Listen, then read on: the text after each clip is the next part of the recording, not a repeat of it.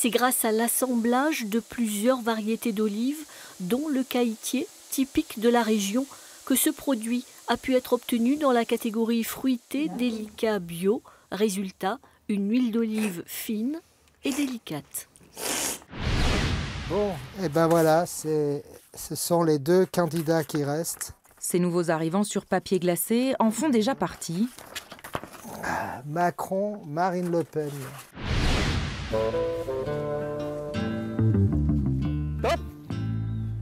Ils sont moins de 3000 dans les élevages européens. Des aurochs, la plus ancienne des vaches, celle que peignaient les hommes préhistoriques.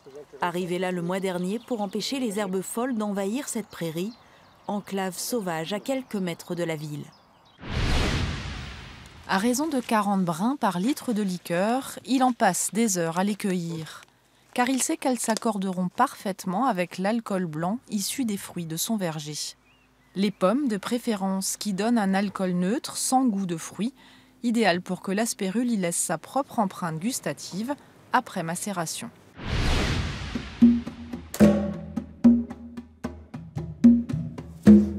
Ils viennent des bords du monde, des marges, trop pauvres, trop libres, le pouvoir les a exclus. On y croit, on y croit. Les 56 concurrents du jour sont tous des hommes ou des femmes d'église. Pour ce championnat, ils viennent de toute la France, voire d'Italie ou de Belgique. Pour cette épreuve, certains de leurs paroissiens ont fait le déplacement.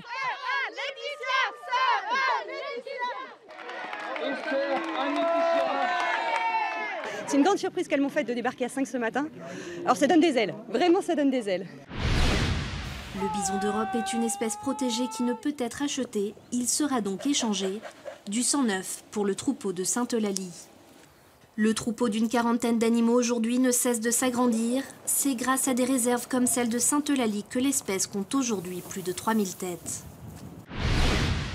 Quand on se trouve près d'une sépulture d'un mort pour la France, notre point bleu qui représente notre position GPS donc, nous indique que l'on va pouvoir identifier la personne et ensuite, une fois qu'on a identifié cette personne, on peut lire le document qui a été mémorisé par le Souvenir français. Le 14 août 1914, il est en... Une initiative lancée par le Souvenir français dans le but de préserver la mémoire de ses combattants en utilisant les nouveaux outils technologiques.